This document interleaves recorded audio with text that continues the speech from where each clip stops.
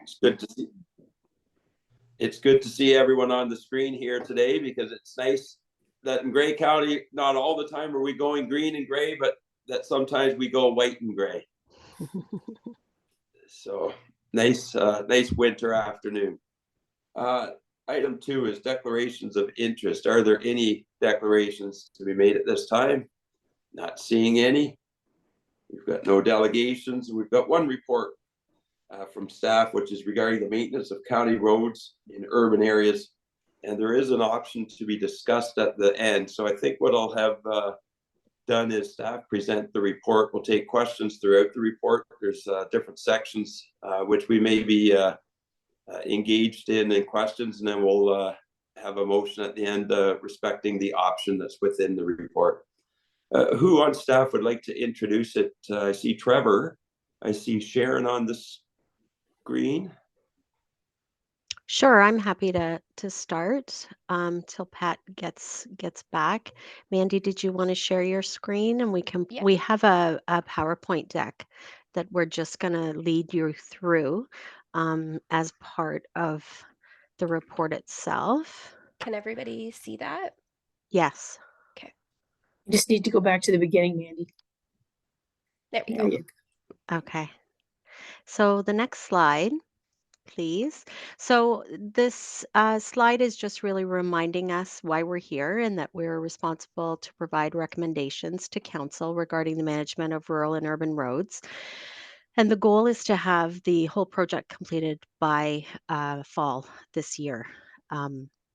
We'll see how that goes.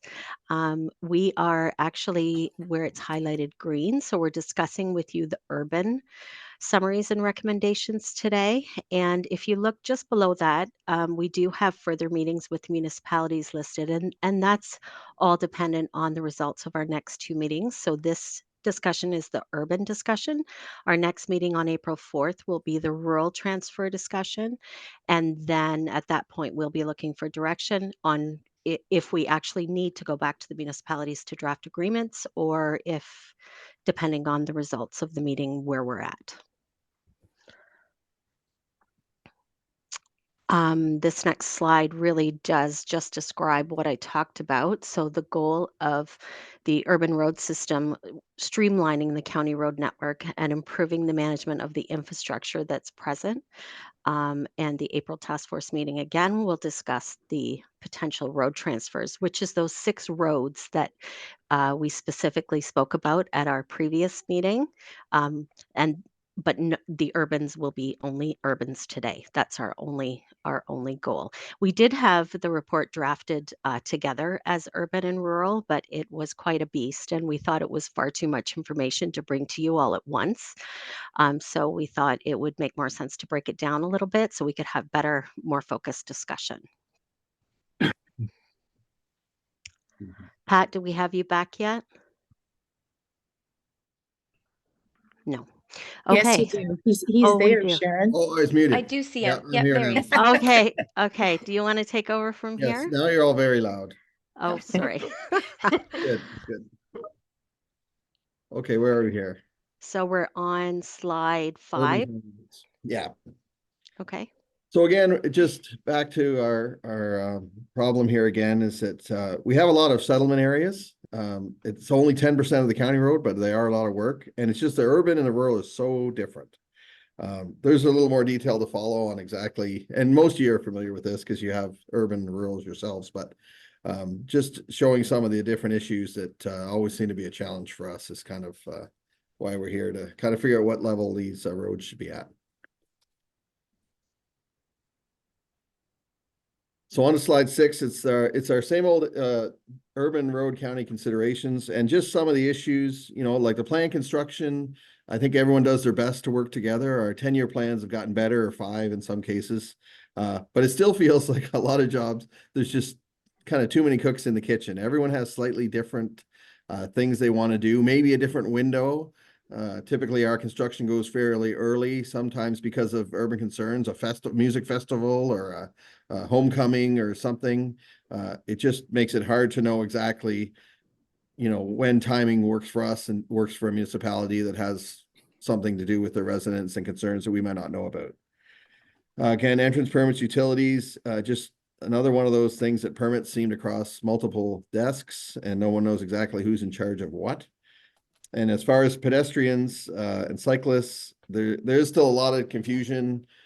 Typically the pedestrians are with the municipality, but they're at our intersections too. It's confusing for staff, not knowing who's in charge of what.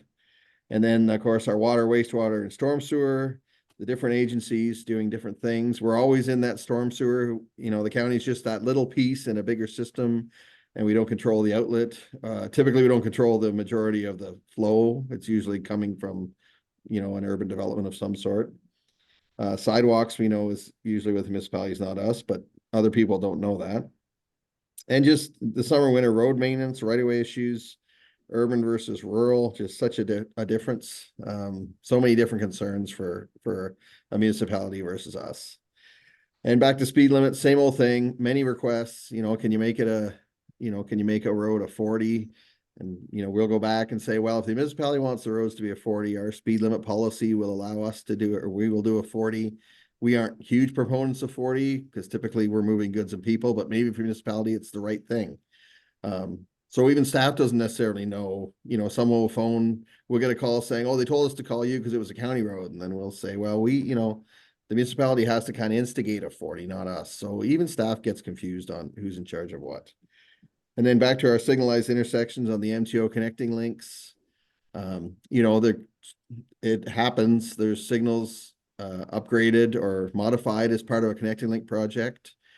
There are signals, but we're not in charge of the capital for a connecting link project. Maybe the wrong controller gets installed at a signal and we were going to install something later that can't because it's just different. So that stuff does happen. And the funding has to go through the connecting link because we don't get a connecting link funding. So it's just one of those things where we're in these urbans and it's kind of unclear exactly what we're supposed to be doing. So basically, the headline here has it like the more efficient model, right? Somebody's paying anyway to take care of these urbans, to do construction, to do maintenance, to address citizens' concerns, that type of thing, right? So we're just trying to figure out what level it should go at. So snow removal, like I said, pedestrian accommodation, lighting, signalization, all those things that go into an urban environment. And we just feel that although there is some concern, everyone's just, you know, is a little afraid of, you know, change. It's something new. We just feel it'd be much more efficient for each municipality to manage their own urban roads within the primary settlement areas. So that would be a total of about 5% of county roads. 35% of that owned by Owen Sound of that 5. So Owen Sound's about, you know, just under 2% of the county in the urbans that would be controlled by them. So if you look at the report, if any of you have it open too, like to page 7, all those settlement areas are listed. There's all the primaries and then a couple secondaries that we're talking about, Flesherton and Ayton. And then it is shocking when you kind of think about it, how many small little settlement areas there are. Most of them don't have a lot of services. They're kind of a rural hamlet. But there is a few more settlement areas than you think. So these are kind of our benefits of it going. And if there's any questions, someone can just let me know because I can just see, I'll just see Sharon here is the only person I see, but the benefits of local management, right? Just a timely response, you know, saves us driving in from Chatsworth to Owen Sound or from, you know, from Flesherton down to Dundalk or, you know, you guys are already there. People are already there. There's staff there working in town. Just understanding local needs, right? Things like automated speed enforcement areas that maybe the municipalities understand better than we do. Community engagement, like, you know, we get a lot of requests for parades and such. Of course, you're going to allow the, you know, the Santa Claus parade. I mean, it does in a lot of cases, there is no real detour.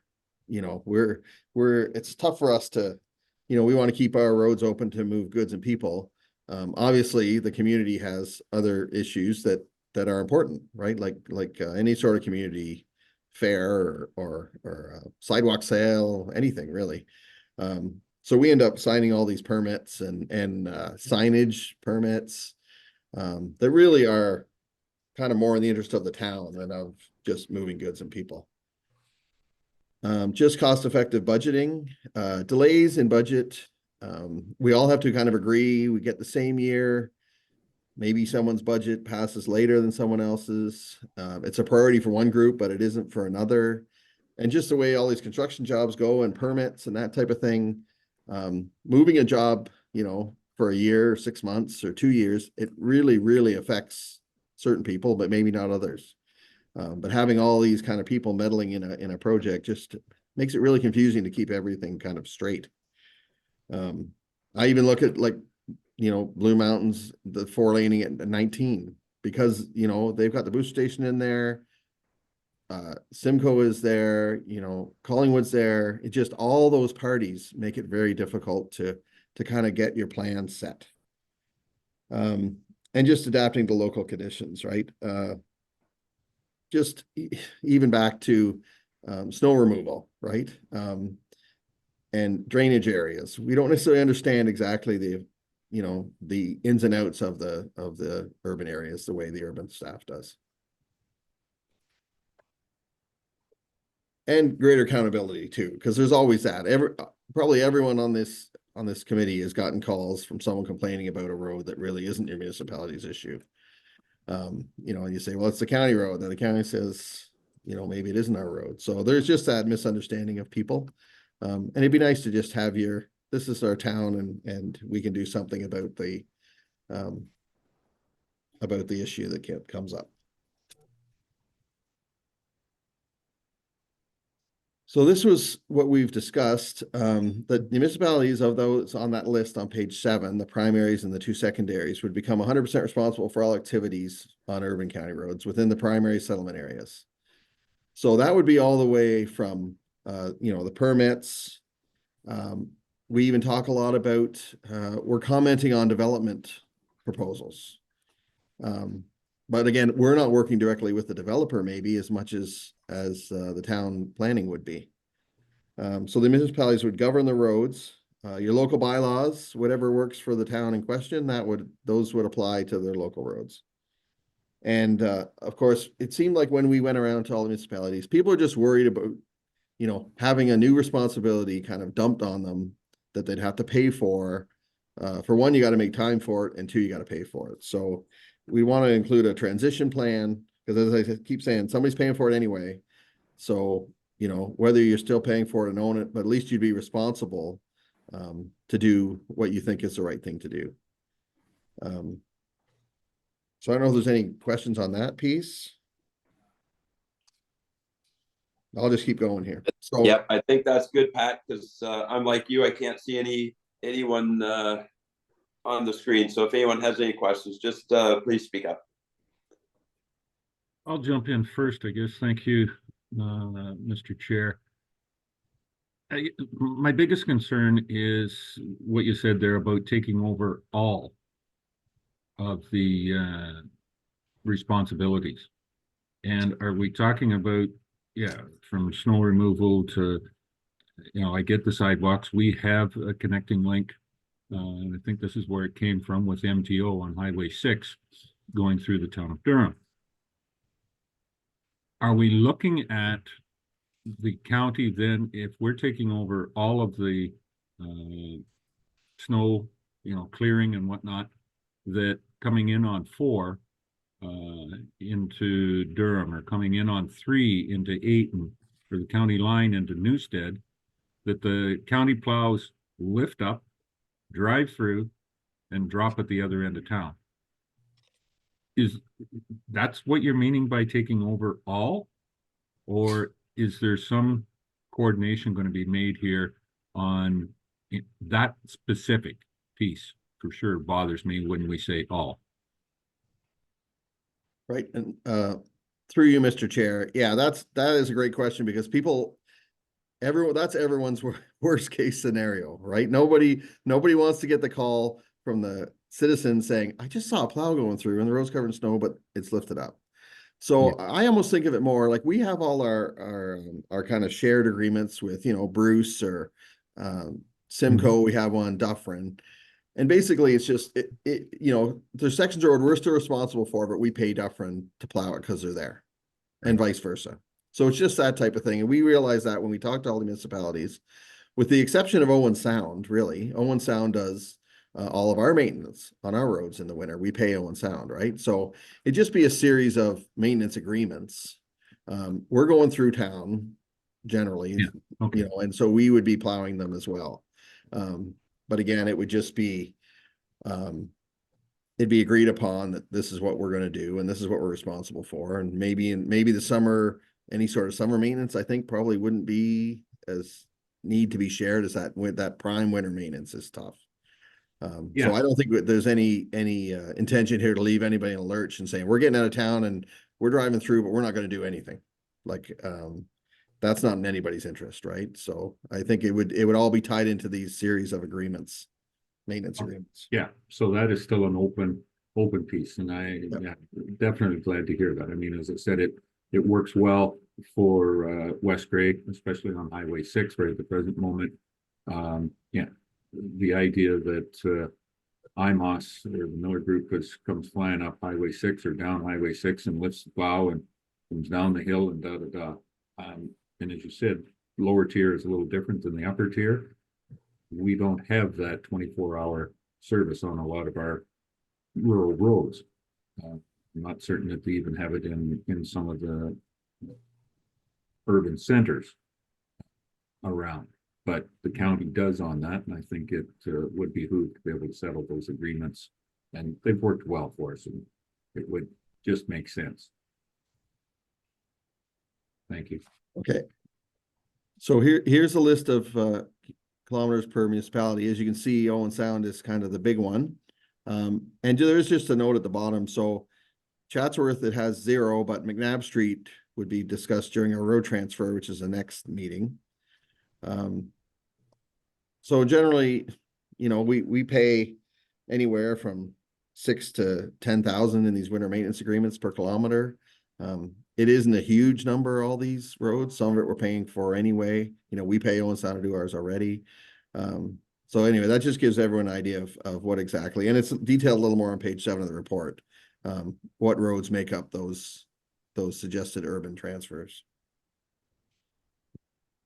And we'll get towards George and Bluffs when it comes time for that goat path up around the peninsula or up to the peninsula. You Correct, keep Sue? trying.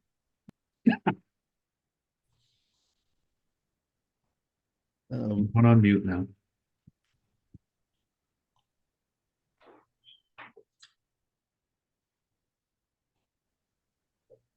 Okay, sorry, I missed a page there. So financial compensation, this would be some sort of urban center agreement with financial relief.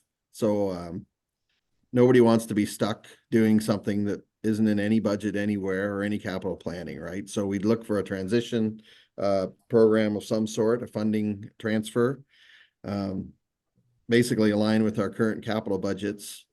Again, we're not asking you to make too many decisions today, and this urban piece and the road exchanges kind of falls in together to figure out how the money works later. So there's a little bit of I don't know, you know, equalization stuff going on, and maybe we're taking on a bigger road that needs a lot of capital needs, but maybe some of the maintenance the municipality has done and the money kind of works out a little better.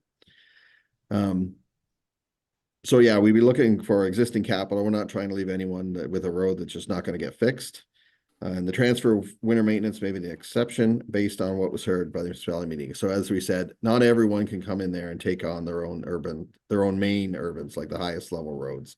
It's just some of you just don't have the equipment or manpower to do that. So which totally makes sense, because if you didn't need to do it, why would you have it, right? So, and then all changes into urban center agreements.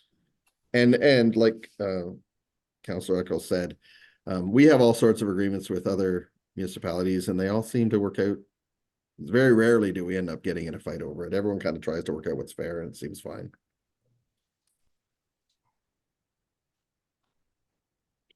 So our next steps are just come in April with the rural road transfer options, which is there's a little more money in that one as far as difficulties in who pays for what. Those construction jobs are pretty pricey, of course.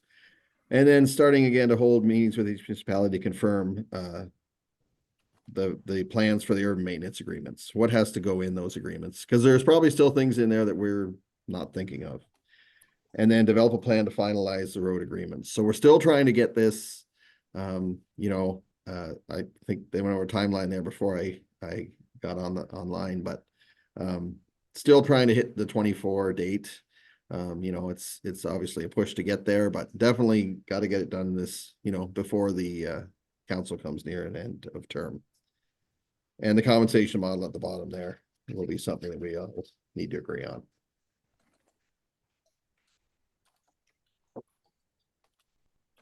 Okay, thanks, Pat. And we'll just take a second here to go to the full screen so I can see everyone again.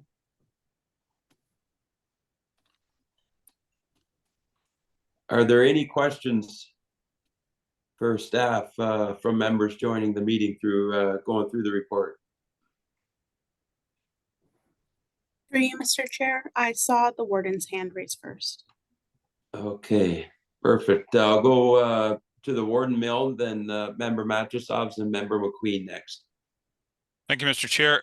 So Pat, are you suggesting that these urban center agreements would be somewhat similar to the connecting link program that the MTO has? Is that kind of, I mean, it wouldn't be word for word, of course, but is it a similar type of philosophy? Is that what you're thinking?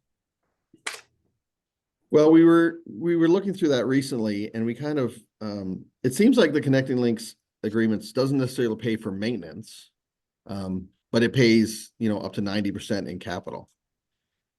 Whereas I think it is sort of a connecting link thing, but we're a little more, you know, we're paying about 50% or anywhere from 70 to 30, depending on the capital job. Like we kind of pay what we own, you know, a storm sewer and road base and such.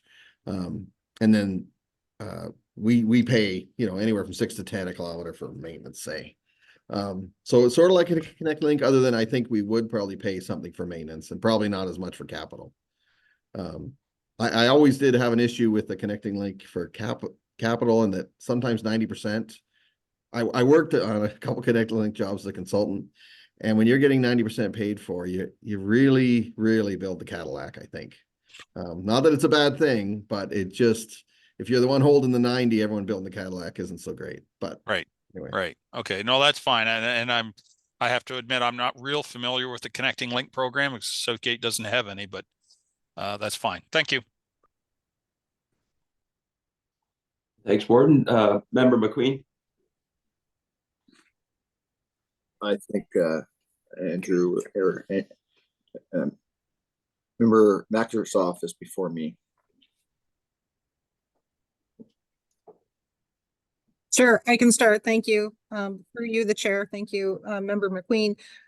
So I did have a brief feedback from our staff with regards to the report, but my question is when I was reading through the report, I just wasn't sure how much preliminary discussion, just informal discussion or viability that you've had with both our operations department, but I'm also wondering if there's been some pre-discussions staff to staff in terms of our finance departments as well, because that certainly will be a big question of it.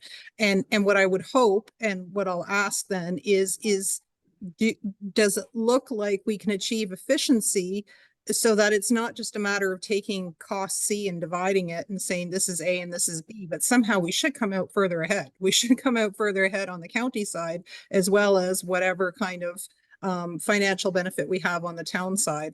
Certainly moving equipment in vast areas, it doesn't make sense when you can do something more locally. And definitely, you know, our initial staff response, as well as my own, is certainly when it comes to our downtown being a county road, that, you know, making it easier for community groups to organize and do things there, it certainly does make sense, as does the stormwater process. Now that our process is different, where the towns are now having to look at approvals from the ministry, if we're having to take on that responsibility, yes, let's put the responsibility of the roads in the right pocket. So my question would be about that greater efficiency. Do we see that coming on a financial basis? Yeah, and I would say when we talked to the we just had our initial meeting that all of this committee was at with with the municipalities and staff. So that's kind of where we got an idea of what the kind of the big gaps were and what people didn't do. We started going down kind of a path of looking at, you know, this is what it would cost. This is kind of what we pay for this. But we got into some numbers and we thought, like, we really didn't want to spend hours and hours and hours getting down into some sort of proposal that had a dollar amount, you know, to the penny, going through our finance committee, because we just thought, let's see if everyone's kind of on board with the idea. And then and I realized it's really hard to make a decision when you don't know what money you're talking about, or efficiencies for that matter. But I think that our next step would be kind of the deeper dive into all that stuff. Thank you. Thank you, Chair. Okay, thanks, Andrea. Member McQueen and then Member Mackey next. Thank you, Mr. Chair. And just a little follow-up on the part of the winter maintenance, or that maintenance spot, like with the connecting link that we have in Fletcher and Markdale. We just pay because it's sort of our road, but the plows go through up Highway 10 right through. We pay our portion of that plow that goes through, and it just continues right through.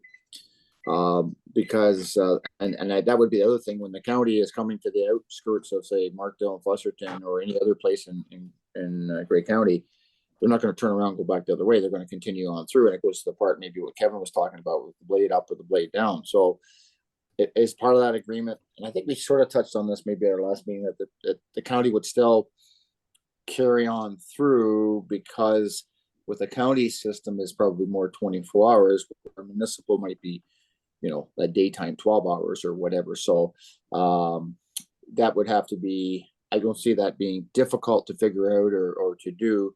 Summertime, not an issue. I mean, that's not a problem on that part. But yeah, I think the bigger issue is the transfer of, and what Andrea says too, if it builds efficiencies and all that type of thing. Yeah, I guess that's something. But the devil will be in the details, in the sense of, I know that the 2014 road study, there was, like, I think 180 kilometers of transfer down to lower municipalities, and that was a bit of there was a lot of roads being moved around, and that was a big swallow, which we never moved forward on. That or maybe it was more in that transfer, I can't remember.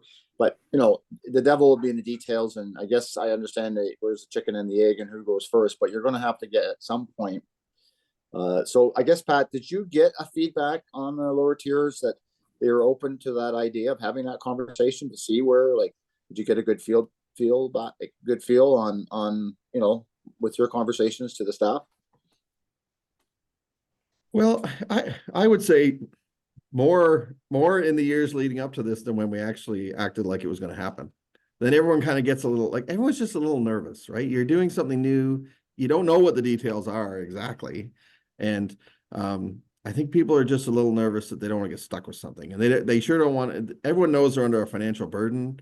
Everyone's budgets are troublesome. And everyone just wants everything to work out. They know they can kind of, and we're the same here. You can kind of get through with what you got, maybe. You really don't want to change the financial picture. So I wouldn't say that, people are overwhelmingly running to this as quickly as they can. I know even Blue Mountain staff had said maybe we do it for a limited period of time, see how it works, which I think the beauty of kind of our system of having mayors and deputy mayors or county councilors is it isn't kind of maybe a final decision. If it's something, things have modified over the years to something that works better. And maybe we're just too far away from what used to work for us. And even with our neighbors, there is a lot of variation in what they do. Some of Simcoe, they get to Barrie, they just stop. There is no county roads in Barrie, right? But other ones like Bruce, kind of with their hamlets, they tend to go through them, so, and Dufferin's kind of going through they kind of have a connecting link thing, but they're doing rationalization now too. So everybody's kind of on the spectrum. So, I guess it's hard to know exactly. Staff is just cognizant that it's going to change the way they work, and it's going to take some effort. So just following up, I guess you'd have to figure out, depending on what it is, to be fair to all municipalities, is so much per kilometer of a transfer or whatever that formula would be. You'd have to try to figure out, because some have more kilometers than others, and you're gonna have to figure that. Or is the other way is bite size, little bits at a time. You try certain part or another part, or, you know, I guess there's ways of working that too. Thank you, Mr. Chair. Thanks, Paul. And just before I go to you, Member Mackey, I see Randy's hand in the air. Maybe you want to comment. Yeah, just further to what Pat was indicating, I think, yeah, we heard mixed reaction, I think, when we had those discussions with the municipalities in terms of, I think we can all see that there's efficiencies to be gained by having this owned and operated by a single entity when it comes to urban roads. There was definitely concerns about, as some of the council members and the task force members have indicated, questions around the maintenance, especially in the winter maintenance, and how that's going to be worked out. But we think there's a path forward there, like Pat said, working that in the agreements and continuing still to being able to offer that winter maintenance on those sections of roads, especially if we've got a plow, like what Councillor McQueen said, if we've got a plow that's going through to Markdale, not just stopping at the edge of Markdale, but continuing on through. So I think there's opportunities still there that can be explored further. The other part of it, and it boils down to everything that we get into when we're looking at potential transfers of roads, is the dollars and cents, right? And again, that's where we're thinking, and what we're proposing or suggesting is some sort of financial compensation model to help with that transition. We don't have the details of what that looks like. We just wanted to run this concept by this task force to see is this something that we should even explore further. And if so, then let's work out some of those details with the member municipalities to see what that looks like, what's palatable, what will work, and what we think will work towards gaining those efficiencies by having a single entity own and operate these sections of roads. So that's the whole conversation, in a nutshell, of why we're here today. And so we think we can gain those efficiencies, and we think we can work out something that makes sense for everybody. How we're going to pay for it all will still be a bit of a question, but it'll become a bit clearer once we have the road transfer discussion, as Pat noted, in April. Just when you start seeing some of the costs associated with that, how we can maybe balance some of this out by looking at the urban roads and the rural road transfers as a kind of an overall package on terms of how we can move forward with some of these. So I just wanted to raise that and just note that, yeah, like Pat said, we see mixed reactions when it comes to some of this stuff amongst the municipal staff, but I think some of that stuff we can work through.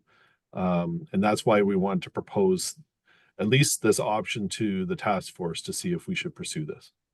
Just to follow up, Mr. Chair. Go ahead.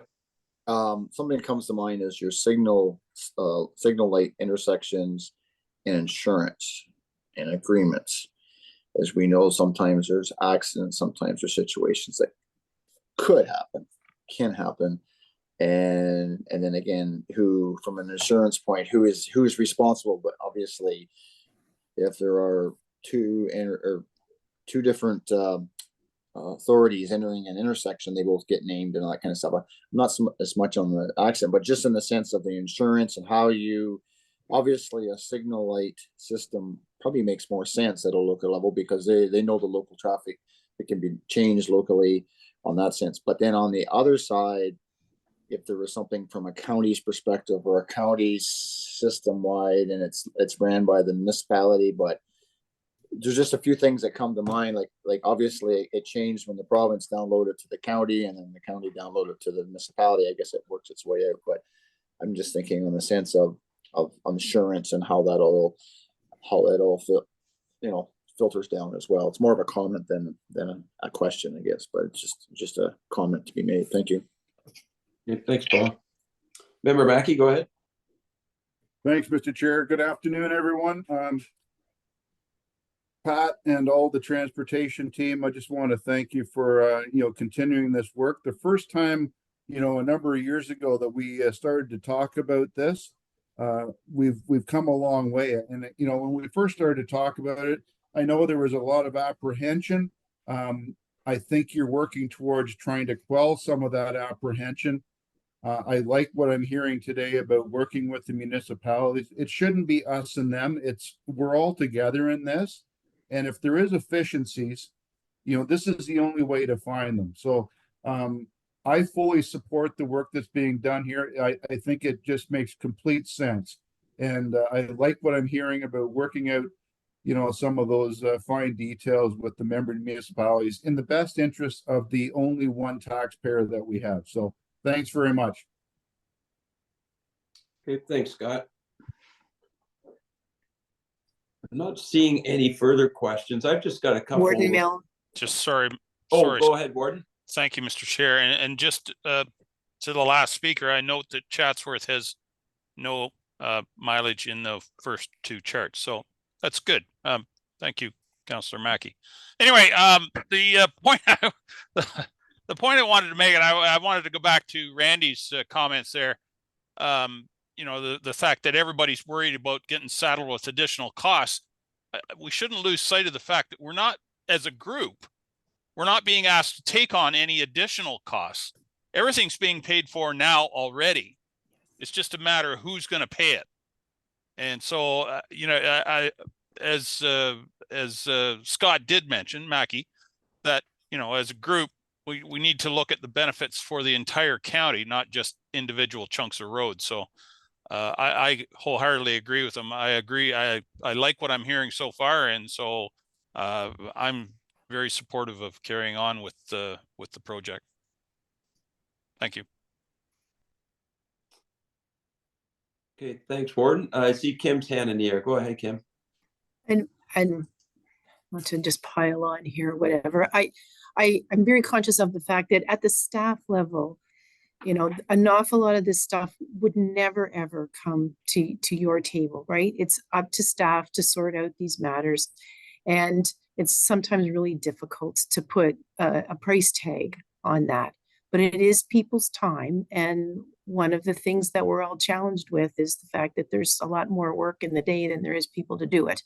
And so, you know, through this process, if we can take away some of the friction and that Pat mentioned, and make it easier for people to just move forward and get their business done, I think there has to be savings there. The other piece that, you know, I continually see is just the difference in you know, policies and what that does to planning applications and how it can really slow up getting approvals. And that aspect of things, I think, has become, you know, perhaps more critical in, you know, in the times that we're in right now, where we're often really looking at, you know, the clock's ticking to get things organized and get them approved. And, you know, where our policies and what would be necessary in the urban don't directly align. And then we're, you know, looking to make differences or provide allowances for things. In the end, it kind of starts to erode the integrity of the whole system. Like now you've got multiple situations and multiple policies for those situations. Again, it's just complexity, and it costs time, and time's money. Thanks, Kim. Go ahead, Kevin.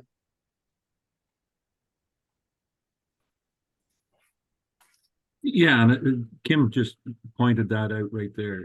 This just isn't on the maintenance of the road. And that's what we have certainly with the connecting link that we're familiar with. A lot of it has to do with development and planning and everything else. Now you've got two different people, and especially when you're dealing with a provincial ministry, having to entrance permits or any type of that access things in your urban areas. Now you're fine. Here you go. You have the proposal, and it really streamlines for any development processes that we have. And on saying that, yeah, I never thought that Grey Road 40 ever went through Chatsworth. So now we've really proved it. That's why they don't have anything in this urban area. And it'd be great for them to pay for any extensions to Grey Road 40 going forward out into the rural areas. Thank you. I don't see Scott's hand in the air to want to comment, so we'll keep moving along. Thanks, Kevin. We do have, we've been discussing the option that's within the report. Are there any members that are willing to make a motion to provide staff the guidance to continue to move forward in response to that option that's in the report. I see Member Eccles with his hand in the air, and Councillor Mackey likely a seconder. Oh, go ahead, Tara. Thank you, Mr. Chair. I'm sorry to interject here. I just would like to confirm with transportation staff, given the next meeting in April, whether at this time you're looking for any sort of recommendation or direction, or if from a flow perspective, if it's more ideal to wait till April. But I absolutely defer to staff and the chair to discuss that one. Okay, I see the recommendation just to be receiving the report for information, recognizing the option, the table 1 and table 2 is the preference of committee. Seemingly, as indicated today, there's been no discussion to advance any items in the third table, or to move out of table 1 or 2 any particular items. Randy, go ahead. Yeah, and initially we were just thinking at this stage just to receive for information, and then you know, obviously through the discussion today from the task force, I think we've had some good discussion, and I think know generally where from the task force perspective where we need to have those further conversations. I think once you see the road transfer report in April too, that'll give you kind of the complete package, so to speak, in terms of where we go next and what those discussions will entail with the municipalities. So that's why we were just looking to receive for information today. We'll come back with that transfer report, road transfer report in April. And then at that time, there may be the task force provide some further direction and guidance on what options we should be having further discussions with and exploring some of those details with the municipalities. But we're all obviously open to any discussion and any guidance that the task force wants to provide. But at this stage, we'd be okay with receiving it for information. Okay, receiving for information without giving you any direction on table 1, 2, or 3. In the report, it's noted as an option, and it's kind of stated as a preference. Do you want to speak to that, Pat? Just kind of as Randy said. Yeah, I mean, a motion could happen too, but I think we were thinking probably the motion after the next meeting when we have the road transfers and because they do kind of, they tie in together as a total package on roads at the appropriate level. Okay. So we're still, I mean, it's good news for us today. It's nice to hear that everyone's supportive of the way it's moving, and we're going to keep moving on that front, of course, but we don't necessarily need a motion to do that. Okay, so is that good with Kevin and Scott, just to receive the report for information? And with that direction, it'd be in the minutes that staff continue, with that understanding. That was my understanding of what I was moving anyways, was to receive and direction to continue on working towards developing agreements and what we'll see in April. Good, thank you. Okay. I just have one question for staff from the report. If I speak to, it's in page 6 of 9, and it's regarding the asset management plan. So the maintenance, I think, is pretty straightforward. The snow removal is going to be the same regardless of who's doing the work. The county has their own standard of care. But it does state in the report, any storm sewer infrastructure upgrades are typically incorporated into projects costs and are therefore not quantifiable as a separate budget line item. When you get into working with municipalities currently on road stormwater reconstruction projects, are you able to somewhat estimate a cost if you are scaling up existing storm sewer capacity? So for instance, like a 300 to a 600, or if you're looking at something that's extremely aged and you know that you're going to have to replace that the next instance that road is dug up anyway. Right. Yeah, I could answer that. I guess the first thing is we did get all our, as part of our asset management plan, got all our storm sewers cameraed. So we are aware of the condition now. So I guess occasionally you might get a capital job in an urban that you might not replace a storm sewer, but typically our storm sewers are a little on the older side. That being said, yeah, we have a decent idea of pricing. Actually, in the urban and the municipalities do more than we do. So very rarely do we upsize them unless there's, some sort of development driving the road project. But yeah, that's kind of, they're not set every year. We're not going to go, I don't think we've ever had a job where we just went in and did storm sewer and nothing else. We always tie it in with, whatever else is dug up, you're doing water main and sanitary at the same time. So very rarely, unless there was a failure or something, which does occasionally happen, very rarely would we go in and do just storm sewer. So I think we have a pretty good idea of the condition. We know they're all coming in the next, 75 years. And that's kind of where the asset management plan gets that money from. At some point, they're going to fall into these other projects. Okay. So it's not quantifiable, but in a roundabout way, it is quantifiable because you've already had them scoped and you've got a good idea anyway. I think is what I heard. Yeah. Okay. Did you have your hand in the air, Kim? You're Sorry, you're just on mute mute. there, Kim. Sorry, just in case everybody didn't see this, at the top of page 5, it does talk about our current policy is that we pay for the construction of storm sewer up to 600 millimeters. And then any upsizing after that is the responsibility of the member municipality. So, but I think you probably knew that, Scott. Okay. Go ahead, Member McQueen. Of note, on that page 5, there is an option for discussion that's bolded on the black writing. Obviously, as Tara was suggesting that nothing would be decided today, but I sort of sense from the report that is sort of a where it says municipalities become 100% responsible for all the activities on urban roads within primary and secondary settlement areas noted on table 1 and 2 below. The municipality will govern the roads as per the local bylaws and policies attributed to the local. So I'm assuming that was put in there to have a discussion at some time or at some point, because it's bolded there, right?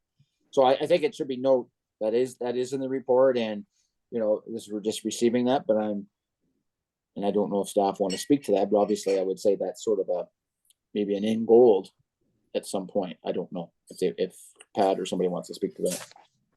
Yeah, and I think what I heard from Pat and Randy is we're going to circle back to that and incorporate that after we have the April 4th meeting on the road exchanges. That's fine. Just it was noted in black, darker writing. I might make that note. It's in the report. Yeah. Okay. Thanks, Paul. And you answered my question there as well, Pat and Kim. I just had that question about the AMP, and certainly aware of what's above 600 would be the lower tiers. But when we look at what's existing, I guess is just an expansion on defining what's quantifiable or that we know of at this time. Okay, I'm not seeing any other questions to be asked. So I'll call the question to receive for information. All those in favor? And that is carried. Thank you very much. Just a quick note, Mr. Chair. Go ahead, Member McQueen. Just on that chart, it talks about secondary, primary, and then others. I would say that's connected to our official plan, how all those areas are identified. Right. So I think that's correct. Yeah, I think that's important to note that if somebody asked you that question or whatever, it's to our official plan. Okay. Thanks for noting that. We've got no other business before us this afternoon. We are aware of our next meeting date, which is the rescheduling of the meeting in March to, I believe it's April 4th. Is that correct? Through you, Mr. Chair, that is correct. Okay, thanks, Sarah. So at this time, and I'm not aware, I guess it is 2:51. So this meeting is adjourned. Thank you very much, everyone. Thank you all. Take care. Thanks. Bye. Great Thank job, you. Scott. Thanks for keeping us on track. Take care. Good Everybody afternoon. get home safe.